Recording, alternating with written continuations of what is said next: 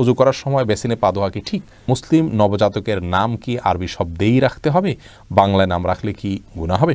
কারো থেকে ঋণ নিলে যার থেকে ঋণ নিয়েছি ওই ব্যক্তিকে পরবর্তীতে খুঁজে না পেলে করণীয়। ছোট বালতি থেকে পানি না ঢেলে পানির মধ্যে হাত দিয়ে অজু করা যাবে কি না? কিবলার দিকে পা দিয়ে শোয়া যাবে কিনা? মুসলমান মেয়েরা ধুতি সালোয়ার পড়তে পারবে কিনা? একামত দেওয়ার পর ইমাম কথা বলতে পারবে কিনা? যেমন সামনের কাতার পূরণ করুন। নখপালিশ লাগিয়ে নামাজ পড়লে নামাজ হবে কিনা? স্ত্রী যদি বাধ্য হয় তারপরও স্বামী জেনাবা প্রক্রিয়া করলে স্ত্রীর কি করা উচিত?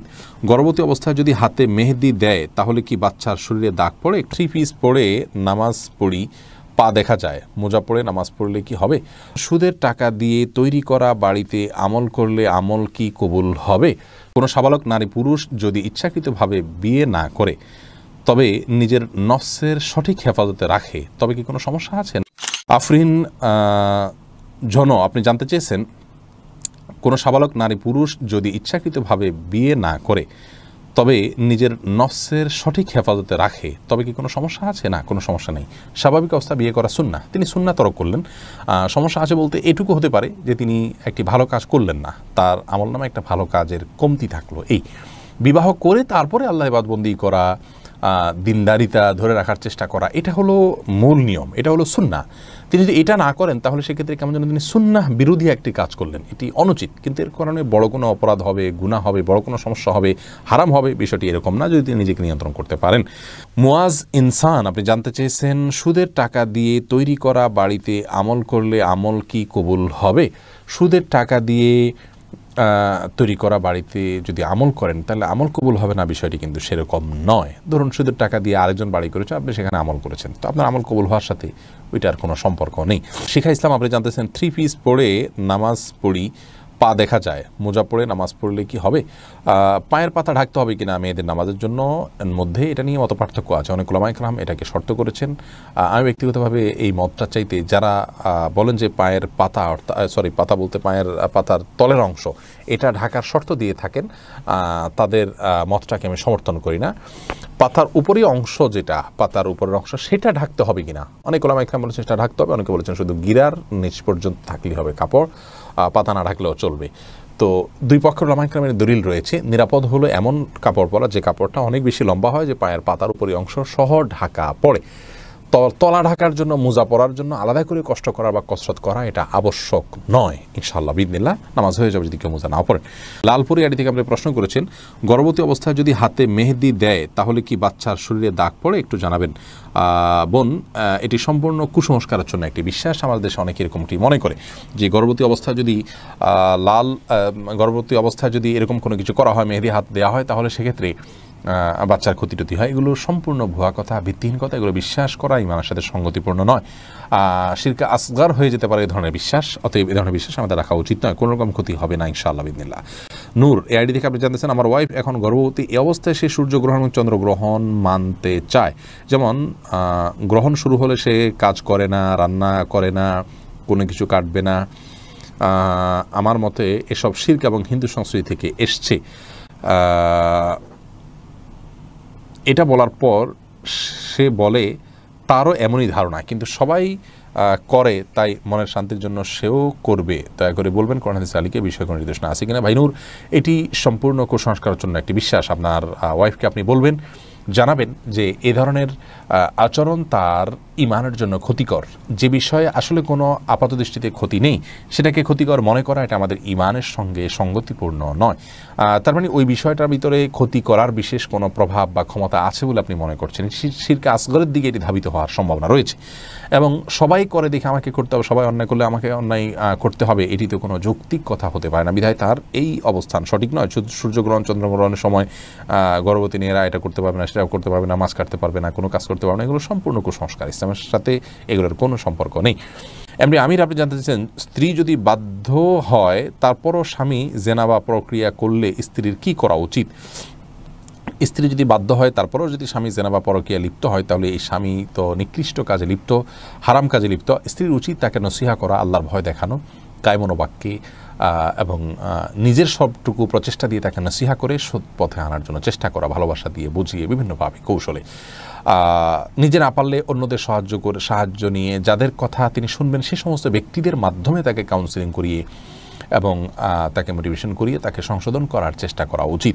তাতেও যদি না হয় তাকে অভিমান করে বা যতটুকু সম্ভব হয় প্রেশার দিয়ে তাকে সংশোধনের দিকে আনার চেষ্টা করা উচিত। সেটাও যদি না হয় তাহলে সেক্ষেত্রে স্ত্রীর অন্য কোনো দায়িত্ব আর নেই। তার অপরাধের কারণে স্ত্রীর কোনো গুনাহ হবে না। স্ত্রী যদি সবর করে যান এবং তার সংসার করে যান, আল্লাহর কাছের জন্য তার কোনো জবাবদিহিতা করতে হবে না।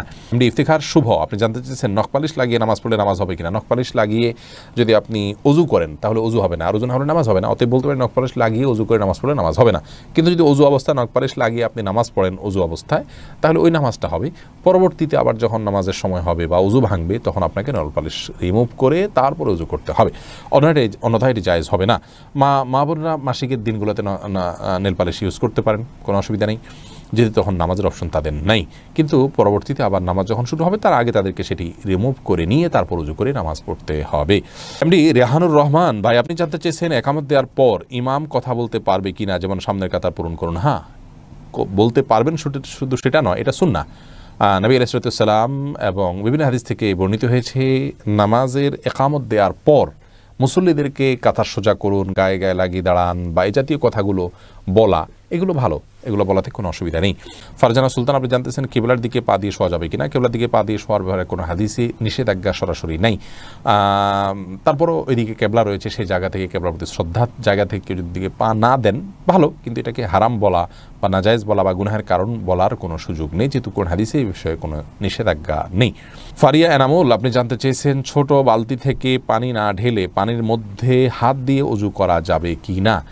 যাবে, হাত দিয়ে কোষ করে উঠিয়ে আগে হাত ধোবেন 3 বার, এরপরে আবার আপনি কোট দিয়ে স্বাভাবিকভাবে উজু করতে পারেন, কোনো অসুবিধা নেই। নবী সাল্লাল্লাহু আলাইহি ওয়াসাল্লাম এই পদ্ধতিতে উজু করেছেন। হামিদ কারজাই, এর দিকে আপনি জানতে চেয়েছেন কারো থেকে ঋণ নিলে, যার থেকে ঋণ নিয়েছি ওই ব্যক্তিকে পরবর্তীতে খুঁজে না পেলে করণীয় কি। যদি কোনোভাবে খুঁজে পাওয়া না যায় এবং আশাও ছেড়ে দেন, তাহলে সেক্ষেত্রে সেই ঋণের টাকা আপনি যে কোনো গরিব মানুষকে, অসহায় মানুষকে আপনি দান করে দিবেন বা কল্যাণমূলক খাতে দান করে দিবেন ওই ব্যক্তির তরফ থেকে, প্রাপকের তরফ থেকে, তাহলে আপনি দায়মুক্ত হবেন ইনশাআল্লাহ।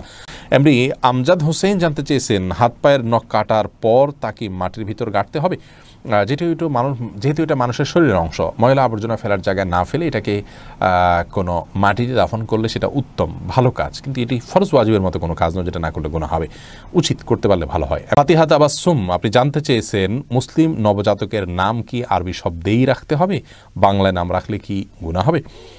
মুসলিম নবজাতকের নাম আরবি শব্দে রাখা আবশ্যক নয়, বাংলা রাখতে পারেন। সুন্দর অর্থবহ হলে যে কোনো ভাষায় নাম হতে পারে। অনেক মুহাদ্দিস আছেন, হাদিসের বড় বড় বর্ণনাকারীরা আছেন, তাদের নাম আরবি ভাষা না ফার্সি ভাষা বা অন্য কোনো ভাষা। যেমন গুন্দুর নামক একজন মুহাদ্দিস আছেন, আমরা অনেকেই জানি, খুব প্রসিদ্ধ এবং বড় বড় হাদিসের কিতাবগুলোতে তার হাদিস রয়েছে, তিনি অনেক বড় মুহাদ্দিস, তো তার নাম আরবি নয়, স্থানীয় ভাষায়। অতএব এটি কোনো দোষের বিষয় নয় ইসলামের শরিয়া দৃষ্টিকোণ থেকে। মোহাম্মদ আরাফাত ইসলাম জানতেছেন ডান হাতে খাবার গ্রহণের সময় প্রয়োজনে কি বাম হাতে পানি পান করা যাবে। প্রয়োজনে বলতে কি, ডান হাতে পানি পান করা উচিত, খাবার গ্রহণ করা উচিত। ইভেন আপনার খাবার খেলে আঙ্গুল চেটে তারপরে আপনি ডান হাতে ধরে খাবেন। যদিও আমাদের ওলামা ইকরাম বলেন যে বাম হাতে আপনি পানির পাত্র ধরলেন, ডান হাত দিয়ে ঠেক দিলেন, তার মানে 2 হাত ধরে খেলেন, এটা জায়েজ আছে, এটা একটা পন্থা মাত্র, কিন্তু সবচেয়ে উত্তম হয় সরাসরি ডান হাতে খাওয়া। সেক্ষেত্রে খাবার লেগে যাওয়ার যে ভয় থাকে গ্লাস ইত্যাদিতে, সেটা থেকে বাঁচার জন্য আপনি পরিষ্কার করে নেবেন, আলতো করে ধরবেন, কিন্তু ডান হাতে খাওয়া উচিত, পান করা উচিত, যেহেতু হাদিসে সুস্পষ্টভাবে ডান হাতে খাওয়া পান করার নির্দেশ রয়েছে।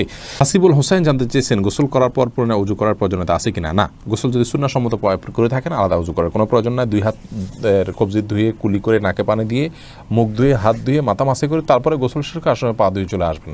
এভাবে গোসল করলে আপনার আলাদা করে আর গোসল করার কোনো প্রয়োজন নেই, উজুতে আপনার গোসলের শুরুতে ওজুর নিয়ত হয়ে যাচ্ছে। এস আলম, আপনি আইডি থেকে জানতে চেয়েছেন গোপন অঙ্গে হাত লাগলে উজু থাকে কি না। আমাদের দেশে ওলামা ইকরামের মতে, বাহানাই মতে ওলামা ইকরামের মতে গোপন অঙ্গে হাত লাগলে উজু ভাঙবে না।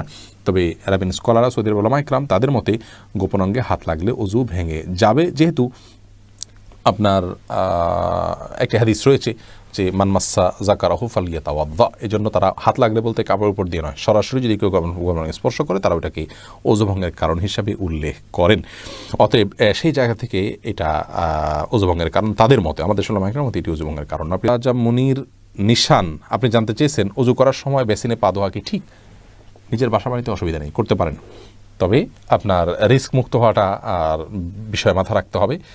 নিজের জন্য রিস্কি হলে সেটা আপনার জন্য করা উচিত হবে না, কারণ নিজেকে বিপদের মুখে ঠেলে দেওয়া ইসলামের শরীয়তে কিন্তু জায়েজ নয়। অনেক সময় এখান থেকে পড়ে বা দুর্ঘটনার শিকার হতে পারে মানুষের। যদি সেরকম না হয়, আপনি আশপাশে কিছু ধরে করতে পারেন, তাহলে এটা জায়েজ আছে। কিন্তু পাবলিক প্লেসে বা বাইরে এরকমটি করা অনুচিত, যেহেতু এটা দৃষ্টিকটু। অন্য ধরনের মানুষরা আছে যারা এই বেসিন ব্যবহার করবে, তারা দেখে হয়তো ইসলাম সম্পর্কে বাজে ধারণা নিবে, বা তাদের হক নষ্ট হতে পারে, বা আশপাশে পানি পড়ে ভিজে যাবে, জায়গাগুলো নষ্ট হবে। সেই জায়গা থেকে পাবলিক প্লেসে এমনটি না করা উচিত, কিন্তু করলে অজু হয়ে যাবে।